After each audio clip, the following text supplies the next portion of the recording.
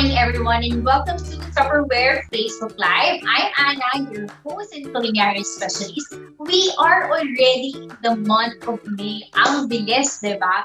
And this month, we give special mentions to all the moms since we are celebrating Mother's Day. That's why I invited a special friend of mine who is also a mom of two and also at the same time working din siya. Let's welcome Veneracion-Arcenal. O, diba Anna din yung kanyang name? So, hi Anna! Hi, Chef! Yan, kaya tawagin na lang kitang Chef para test pa daw tayo ng name. So, good morning, Chef Anna, and good morning, Tupperware Brands. I'm so excited to be here with you today, and I feel really honored kasi you invited me para sa Mother's Day episode natin today. So for today, we will talk about how moms like us manage work balance, and especially you, Anna, since you have 2 kids, tapos homeschooling pa. For sure, maraming makaka-relate. Actually, dami ko narinig na reklamo na pati yung moms na go online schooling din. Then, meron pa tayong mga household responsibilities. At sometimes, nakaka-overwhelmed din naman siya. But being a mom is a 24-on-call job. But we all do it for the love of our family, right? And for naman, how do you manage work-life balance? Yeah, you're right, Chef. So, being a working mom talaga, especially during this time, mahirap talaga siya in all honesty kasi it can be overwhelming sa dami ng demands sa ating mga moms, right? So, especially like for me, I have 2 kids. So, isa na 1 8-year-old na nag-online class and a 2-year-old. So, same with you, Chef, diba? So, alam naman natin kung gaano kadaming energy yung kailangan natin to keep up with toddlers. So, aside from that, you have demands from work and of course, still while maintaining the household. Kaya minsan talaga, yung 24 hours is kulang for us mga moms. Totoo yan. So, pag may toddler ka talaga, kailangan ng bantay sarado pa. And actually, I've read from an article mo, if you marry a working mom, talagang you have to accept na hindi niya mag-manage the full household. So, naglagay din siya ng tip doon na for us working moms, let's not stress ourselves, let's not do everything all at the same time. Delegation or i-divide natin yung work, it's a blessing if you can afford a lot of house help, but in reality, hindi natin kaya ng maraming house help. So, the secret is delegate, like you assign parang one for wash day, one for cleaning of the room, one for cleaning of the kalat, and having a toddler, nako, talagang ang kalat is a disaster sa bahay, especially with a lot of toys. But it all comes with a perks na masaya and laging maingay and for their kids brings happiness to us every day kahit stress tayo. So yun lang, let's not try to do everything all at the same time. So thank you for sharing that, Anna. So alam ko maraming nakaka-relate with our story. So kaya naman today, I want to share with you a recipe that you can whip up kapag wala na kaming oras and that, but of course, something unique pa rin. Kasi sanay tayo with the red sauce na tomato or meat sauce or sometimes naman white sauce, alfredo or carbonara. So this one is an oil-based pero kid-friendly pa rin. Yes, you're right, Chef. Exactly what working moms need yan. So, kailangan natin yung fast and easy recipes and at the same time, healthy pa din. Pero for me, I find really helpful yung magpa-plan ako ahead. So, nililist down ko na kung ano yung lulutuin each day of the week. Pero, minsan talaga nauubusan ka na lang din ng ideas kung ano lulutuin mo for the week. So, and I know matutulungan mo ka dito, Chef. So, how do we start, Chef? Yeah, so before, in terms of your planning, I want to share with you, you can include siguro yung pasta dish on a weekly basis. So like every Tuesday, pwede kang gumawa ng pasta para medyo mapawasan naman yung stress ko in yung planning. So Anna, for our recipe today, this is what you call sausage pasta, and to all of our viewers, so we'll be eating the following ingredients. First of all, in pre-boiled pasta, and I've placed it in our colander. This one is fettuccine. You can use any type of noodles kung anong prefer nyo. About 1/3 or 1/2 cup of olive oil. Some reserved pasta water, yung pinagkuluan natin ng pasta. Of course, what I have here is garlic. Pwede rin kayo mag-incorporate ng white onion. And then, in our crescendo bowl is na lahat ng ating ingredients. So what I have here is the sausage, red and green bell pepper, and then some parsley for color. So preparing this recipe is actually made easier thanks to our newest pasta essential set. Tama ka dyan, Chef. So what I really like about the essential pasta set is that how it keeps everything organized. And I feel at ease talaga na knowing the food that I will eat here, like yung pasta and the cheese, it will stay fresh kahit na next week ko pa siya lulutuin, ganyan. Kaya talaga I feel like this essential pasta set is literally an essential in every mom's kitchen. So Anna, let's start our sausage pasta. What I have here is preheating a inspired fry pan natin. We will then pour our olive oil.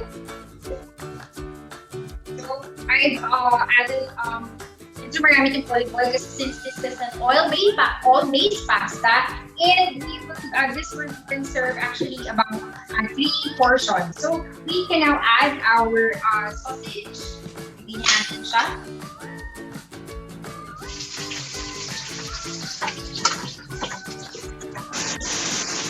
So slice ko siya into cube. So pwede nyo siyang i-slice.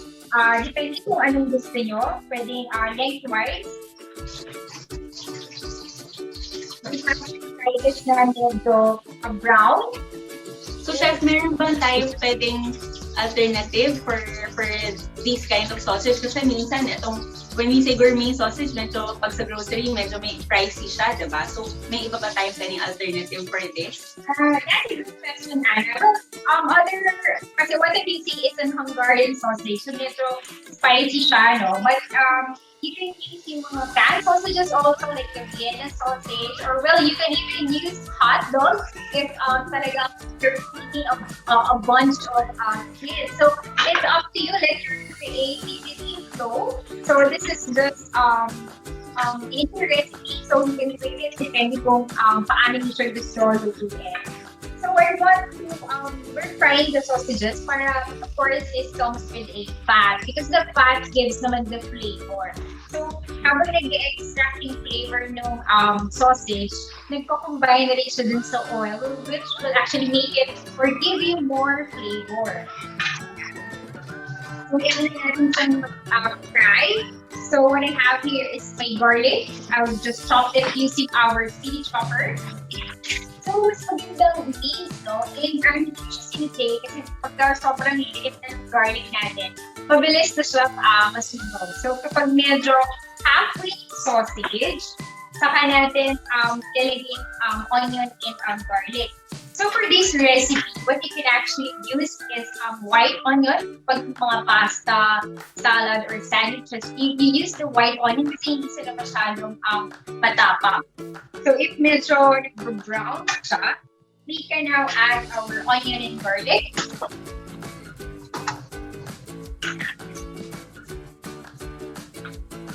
Tama rin yung suggestion mo, Anak, kasi tama nga naman, pagka mga gourmet, medyo may strong spices sila and herbs, so Vienna sausage or hot dog can also be used. Pero I prefer yung mga brown color ng mga sausages or yung mga hot dog. Okay. I've added some hot dog to ng mga kids, yan. Correct. I've added here a generous amount of garlic. So, si Anna, hindi mo rin siyang combination of white onion. Okay. I have to simmer this. Naamoy ko na siya, Chef. Super bango. Baka naamoy na ng anak mo, nagugutom na. Okay, at this point, parang I don't really need to add a lot of water. But actually, water, pasta water, standby lang siya. If you find the sauce na medyo dry, you can add naman. Then, habang nag-simmer yung sauce natin, we can season it with salt and pepper. Pero for me, I'm using Hungarian sausage. Medyo peppery siya, so konti lang yung pepper na natin. Okay. Season it with salt and pepper.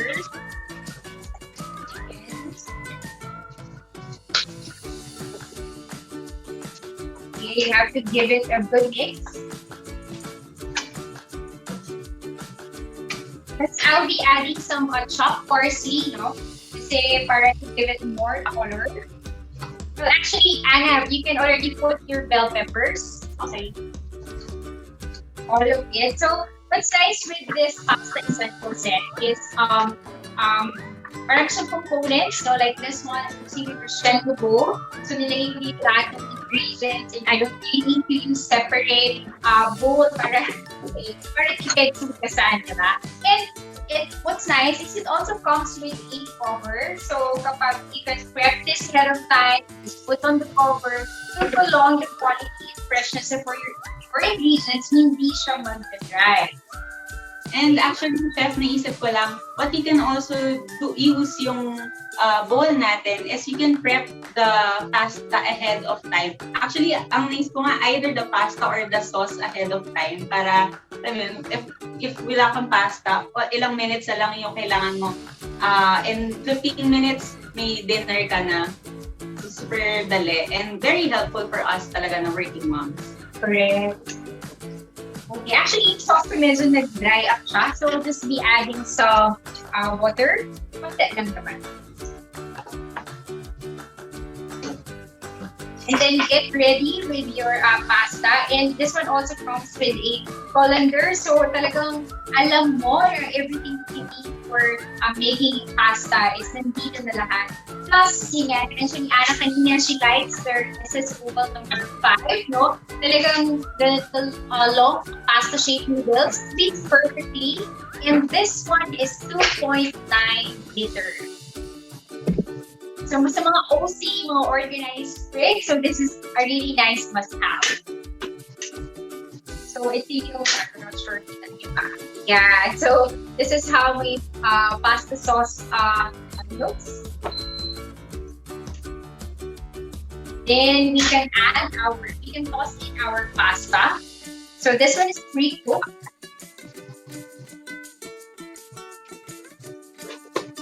What's really nice with this method, yung tinutoss natin yung pasta noodles dun sa sauce, is yung pasta kasi, it becomes porous habang naiinitan siya. So yung mas na-absorb niya yung sauce at saka yung mga ingredients. So it's once in a while, it's really nice to do yung ganitong type ng pasta. Diba usually tayo, we top the red sauce or tomato sauce on top of our noodles. So this time, we toss it well. So while it's hot, the noodles or the pasta will absorb all the flavor and the ingredients of our dish. Anna, I suggest that you cut your veggies into smaller pieces para, diba? Oo, tama ka, chef. Kasi mas madali din with the kids, diba? So at least kahit na mabilis yung recipe, meron pa rin veggies for them. Ensuring na healthy pa rin siya. So, yeah, process. Actually, almost done na nga yung aking pasta. How about you, Anna? Tapos na rin ba? Sana. Okay naman na yung sa akin. So, hopefully, mamaya natitikpan din to ng mga kids. Okay. And last thing natin kalimutan, no? Our pasta essential set comes also with a modular grater. O, diba? It's really nice. So, meron siyang container. It has its own SS Oval. This one is 500 ml. Tapos, it also comes with a grater. So, totoo lang, I usually taken for granted yung pag-store ng cheese. Kasi, binabalik ko rin siya sa box. Tapos, and over time, nag-dry up siya. So, I'm really thankful na the pasta essential set has this component. You can directly grate the cheese on top of the container or we can grate it diretso dun sa ating pan for more flavor. Diba? Actually, chef, nag-pre-grate na ako kanina kasi na-excite ako gamitin yung grater natin. And na-amazing ako kasi nga, not only it fits perfectly dun sa pinaka-base ng SS Oval, and meron na rin siyang lid para no mess na rin, diba? Diretso na sa loob yung cheese para hindi na rin siya masasayang. Kasi ako, experience ko naman with cheese, lagi siyang yung natitigas na lang siya sa ref. So this one, mas-solve yung problem ko with that. Guilty tayo dun, Ana. So, talagang bagay natin yung pasta essential set. And it comes in the beautiful color, no? Black and white. Yes. So, we're konti na lang mga 3 seconds. Then, we'll remove this from fire. So nice, Chef Anna. Ang ganda ng recipe na tinuro mo sa atin today. And super easy and at the same time affordable. Kasi kanina kinakabit ko siya actually. Parang I didn't even go over 300 pesos sa lahat ng ingredients na ginamit natin for this one. And of course, with the help of the Essential Pasta Gift Set. So, super happy ako na in-invite mo ako for this Mother's Day episode. And with that, I'd like to greet you a happy Mother's Day and to all moms out there. So, thank you. Yay! Thank you, Anna. Thank you for all our viewers. Especially to Anna, thank you for giving us your time. No, yes, that's true. No, very helpful and efficient yung pasta essential set. It's also a great gift idea for your mom because it comes in a nice box. O, diba? Ang ganda. Para naman mapasaya natin yung mga moms natin. And lastly, to finish off your meal, you have to complete it with a dessert.